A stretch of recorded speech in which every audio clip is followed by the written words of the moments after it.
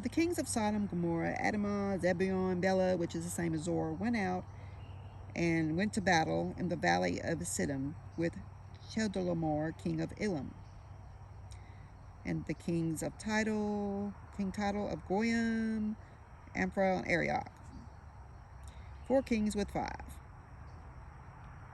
The valley of Siddim was full of asphalt pits, and the kings of Sodom and Gomorrah fled and fell there.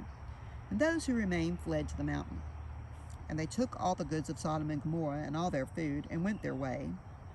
And they took Lot, Abram's brother's son, who dwelled in Sodom, and his goods, and departed.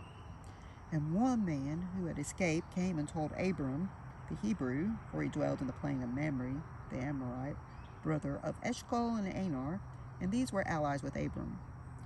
And when he heard about his brother getting taken captive, he armed his disciples that were born in his own house, 318, and pursued them to Dan. And he divided himself against them, split up his servants at night, and struck them, and pursued them to Hobah, which is on the left hand north of Damascus. And he brought back all the goods, and also brought Lot back too, and his goods, and all the women and the people. They kidnapped them. And the king of Sodom went out to meet him after his return from the slaughter of Chedorlaomer and of the kings that were with him at the valley of Shabiv, which is another name for the king's valley.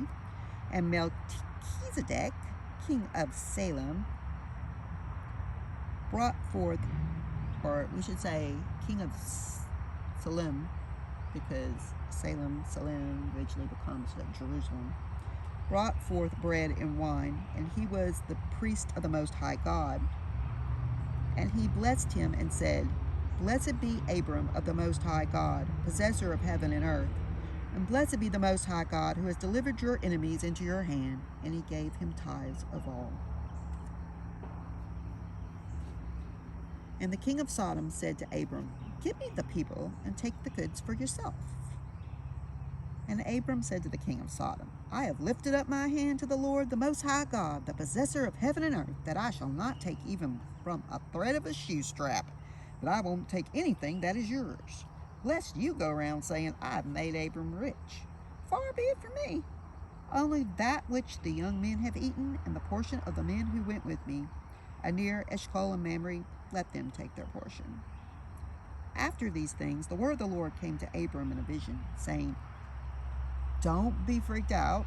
It says do not be in awe, but that's like us being freaked out. Abram, I am your shield. Your reward will be exceedingly great. And Abram said, Lord God, what will you give me, seeing I don't have any kids, and the steward of my house, this Eliezer of Damascus, he's the only person I got here to inherit anything? And Abram said, I don't have anybody. No seed. No one's born in my house. No heir. Just this guy, Eliezer. So he can just talk freely with God. That was just me translated. But anyway. The Lord said, this Eliezer is not going to be your heir, but he that will come out of your own being will be your heir. And he brought him outside and said, Look now towards the heavens and count the stars, if you are able to count them at all. And he said to him, So will your seed be. And he believed in the Lord, and he counted it to him for acts of loving kindness. And he said to him, I am the Lord, who brought you out of Ur of the Chaldeans, to give you this land to inherit it. And he said, Adonai, Lord, how will I know that I shall inherit it? And he said to him, Take a heifer for me, 3 years old, and a 3-year-old she-goat, and 3-year-old ram, a turtle dove, and a young pigeon. So he took all these to him, and divided them down the middle, and laid each piece one opposite the other, but he did not divide the bird.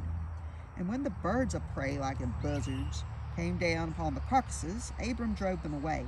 And when the sun was going down, a sleep fell upon Abram, and behold, a horror of great darkness fell upon him. And he said to Abram, Know of a surety that your seed will be a stranger in a land that is not theirs, and will serve them, and they will afflict them 400 years. And also that I will judge that nation whom they will serve, and afterward they will come out with great possessions, and you will go to your fathers in peace. You will be buried in a good old age. But in the 4th generation they will return here, for the iniquity of the Amorite is not yet full.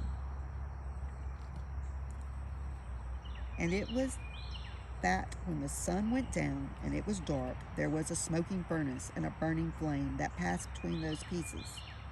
On the same day the Lord cut a covenant with Abram, saying, To your seed I have given this land, from the river of Egypt to the great river Euphrates. The Kenite, Kenzanite, Kedemite, Hittite, Perizzite, Rephaim, Amorite, Canaanite, Girgashite, and the Jebusite.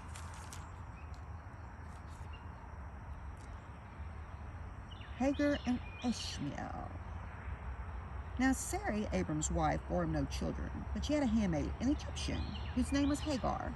And Sarai said to Abram, Look now, the Lord has restrained me from bearing. Please go to my maid. It may be that I might obtain some children by her.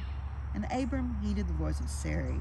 And Abram's wife, Sarai, took Hagar, her Egyptian maid, after Abram had dwelled 10 years in the land of Canaan, and gave her to her husband, Abram, to be his wife. And he went into Hagar, and she conceived. And when she saw that she had conceived and gotten pregnant, her mistress was despised in her eyes.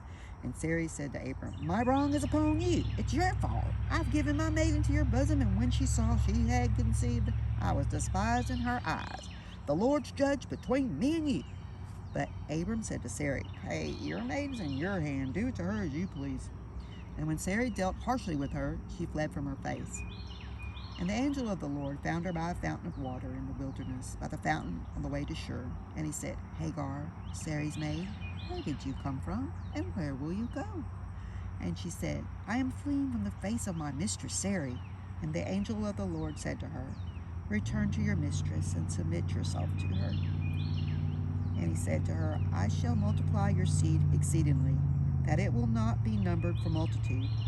And the angel of the Lord said again, Behold, you are with child, and will bear a son, and will call his name Ishmael, because the Lord has heard your affliction. And Ishmael will be a wild man. His hand will be against every man, and every man's hand against him. And he will dwell in the presence of all his brothers. And she called the name of the Lord that spoke to her, You are El Roya. For she said, I have also here looked after him who sees me. Therefore the well was called Ber-Lakaloah. Behold, it is between Kadesh and Bered. And Hagar bore Abram a son. And Abram called his son's name that Hagar had Ishmael. Abram was 86 when Hagar gave birth to Ishmael.